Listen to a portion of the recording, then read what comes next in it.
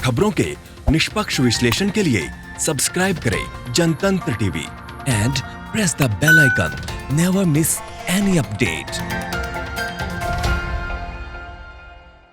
राजस्थान में सियासी उठापटक के बीच पायलट का बयान सामने आया है। बीजेपी ज्वाइन नहीं करूंगा, ये सचिन पायलट ने कहा है। बड़ी खबर, सचिन पायलट की तरफ से कहा गया कि बीजेपी ज्वाइन नहीं करूंगा, आगे की रणनीति तैयार कर रहा हूं, ये सचिन पायलट ने कहा। दिल्ली में प्रेस कॉन्फ्रेंस नहीं करेंगे सचिन पायलट। आपको बता दें, पहले प्रेस कॉन्फ्रेंस भी होने वाली थी सचिन पायलट की, लेकिन अब ये प्रेस कॉन्फ्रेंस कैंसिल हो गई है।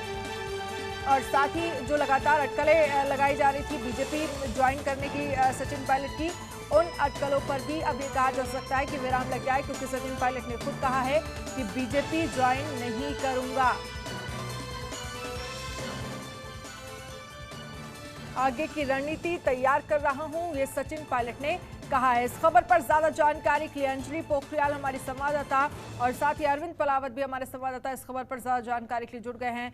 सबसे पहले अंजलि, आपके पास साफ तौर पर प्रेस कॉन्फ्रेंस आज होनी थी, वो भी कैंसिल हो गई और सचिन पायलट ने कहा है कि बीजेपी ज्वाइन नहीं करूंगा। जो लगातार अटकलें थी कि बीजेपी में जा सकते हैं, बीजेपी ज्वाइन कर सकते हैं, उस पर अब विराम लग गया है। जानकारी क्या है आपके पास?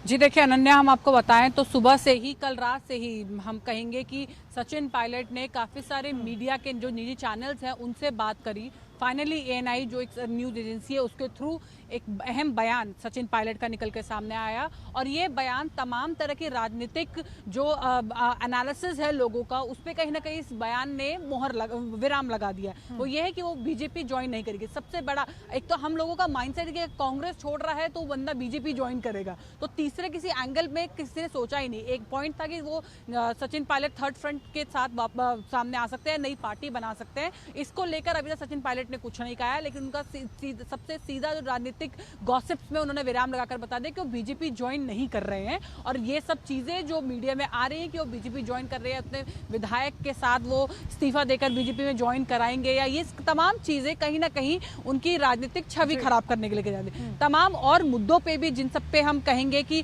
सचिन पायलट और गहलोत सरकार के बीच में तनातनी का जो रस्साकसी का जो माहौल बना था, उसको लेकर भी सचिन पायलट ने बात करी। उनका साफ तौर पे कहना यह था कि मैंने पिछले 5 से 6 साल में, चाहे वो लोकसभा चुनाव हो चाहे वो विधानसभा चुनाव हो, उन्होंने बहुत मेहनत करी है राजस्थान में कांग्रेस को उठाने में, और वो किसी भी तरह की पार्टी विरोधी गतिविधियों का हिस्सा नहीं रहे हैं, जो कि एक बहुत बड़ा अहम सवाल है। सबको पता है कि उनके खिलाफ देश विरोधी नोटिस भेजा गया था राजस्थान सरकार के द्वारा, जिसको लेकर उनके आत्मसम्मान को उन्होंने ये बोला है, उन्होंने मेंशन करा है अपनी बातचीत में कि उनके आत्मसम्मान को बहुत ठेस पहुंची है, जिसको लेकर वो नाराज होकर दिल्ली आए। और ये उस पर उन्होंने एक्सप्लेन भी कर दिया है कि मैंने इतना काम करा है पार्टी के लिए, लेकिन पार्टी ने जब ऐसा करा तो मेरे आत्मसम्मान को बहुत ठेस पहुंची। जो कहीं ना कहीं ये बयान ये दिखाता है कि वो बहुत ज़्यादा आहत हुए, बहुत ज़्यादा नाराज हुए इन सब चीज़ों से।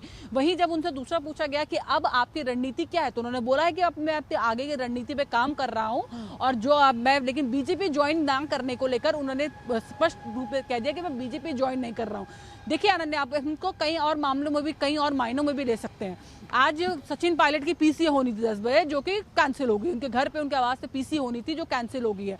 अगर उनके पास जिन विधायकों के सपोर्ट का नंबर ऑफ एमएलएस की जिस पे वो दावा ठोक रहे थे, अगर वो होते तो शायद आज वो पीसी करते। अलग अलग प्राइवेट मीडिया चैनल्स के थ्रू अपनी बात रखने का मतलब ये है कि अब वो अपने आप को एक्सप्लेन कर रहे हैं। कहीं ना कहीं अब वो जो एक पतला सा पाथ था कांग्रेस और सचिन पायलट के बीच में बातचीत का, उसको शायद कहीं ना कहीं रिज्यूम करना चाह रहे हैं। वहीं अगर हम सूत्रों के हवाले से अगर हम खबर बताएं तो वो ये भी है कि काफ़ी सारे जो कांग्रेस के वरिष्ठ नेता थे, उन्होंने सचिन पायलट से बात करने की कोशिश करी थी, पर उन्होंने उनसे, सचिन पायलट ने किसी भी तरह के इस मुद्दे पे बात करने की हामी नहीं भरी थी। यानी कि उनके अपनी तरफ से जो कन्वर्सेशन थी, जो बातचीत थी, वो कहीं ना कहीं नहीं हो रही थी। पर इस पूरे के पूरे घटनाक्रम से, हम कहेंगे पूरे के पूरे राजनीतिक राजस्थान के ड्रामे से, राहुल गांधी कहीं ना कहीं सचिन पायलट से खासा नाराज है, क्योंकि राहुल गांधी के अपने सोर्सेज ने और अपने इनपुट ने उनको ये खबर दी कि हाँ, जो सचिन पायलट थे वो पार्टी विरोधी गतिविधियों में कहीं ना कहीं शामिल थे।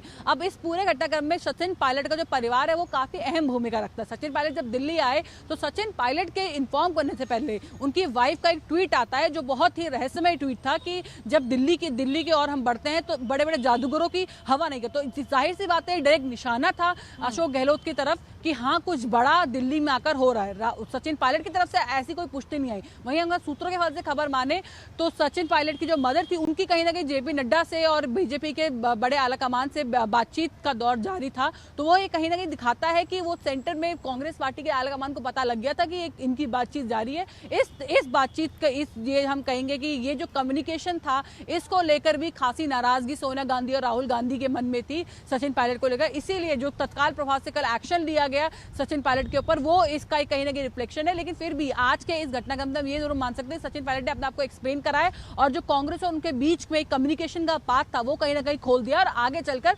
उम्मीद करते हैं कि शायद इनके बीच में बातचीत होकर ये कुछ चीजें डाइल्यूट हो सकती है। लेकिन रही बात विधायकों की तो इस बात से ये भी बहुत अच्छी तरह क्लियर है कि शायद जो नंबर ऑफ एमएलए की बात सचिन पायलट शुरुआत से करते आ रहे हैं उतने नंबर ऑफ एमएलए उनके पास नहीं। अनन्या, बिल्कुल साफ तौर पर इससे ये भी सारी चीज़ें क्लियर हो जाती हैं। अरविंद, आपके पास आना चाहूंगी। ये तो साफ तौर पर हम देख रहे हैं कि लगातार जो अटकलें चल रही थी कि बीजेपी में शामिल हो सकते हैं, जेपी नड्डा से बातचीत की है, उस पर तो विराम लग गया है। उन्होंने कहा है कि बीजेपी में शामिल नहीं होगा, आगे की रणनीति तैयार कर रहा हूं। ये अपने आप में अहम है कि आगे की रणनीति किस रूप में हमें देखने को मिलेगी।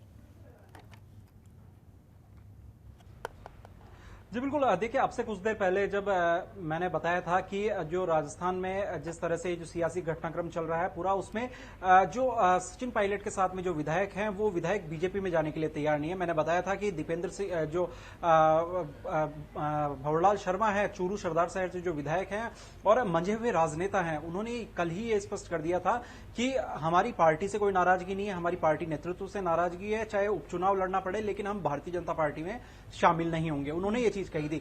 तो देखिए उसके बाद से ही तार जो है लगातार जुड़ते जा रहे थे। यदि सचिन पायलट भारतीय जनता पार्टी में शामिल होते तो कहीं ना कहीं उनके सपोर्ट में जो विधायक थे वो वापस कांग्रेस पार्टी की ओर आ जाते, क्योंकि पार्टी से अभी तक प्राथमिक सदस्यता है वो किसी भी एमएलए की अभी तक निरस्त नहीं की गई है। किसी एमएलए को अभी तक पार्टी सदस्यता उसकी वापस नहीं ली गई है। ऐसे में पार्टी में वापस आने का जो रास्ता है वो सभी के लिए अभी भी खुला है।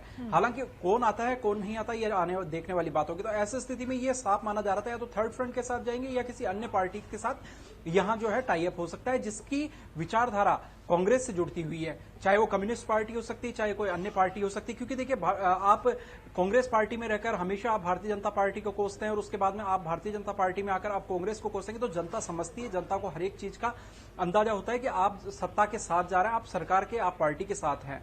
ऐसी स्थिति में सचिन पायलट ने ये जो डिसीजन लिया है ये अपने जो राजनीतिक उनका करियर है उसके लिए भी ये काफी अच्छा एक डिसीजन उनका हो सकता है। क्योंकि यदि कांग्रेस पार्टी छोड़िए इसका एक नुकसान तो उन्हें काफी ज्यादा है, लेकिन यदि भारतीय जनता पार्टी में आते तो उनके जो समर्थक जो विधायक हैं वो भी उनके साथ नहीं होते इस वक्त। हालांकि सचिन पायलट दावा कर रहे थे कि मेरे पास 30 विधायक है, लेकिन हमारे जो इंटरनल सोर्सेज हैं वो ये कह रहे हैं कि 18 से जो 19 विधायक हैं वो इस वक्त सचिन पायलट के साथ में है। केवल 18-19 विधायकों का जो सपोर्ट है वो यहाँ सचिन पायलट को है।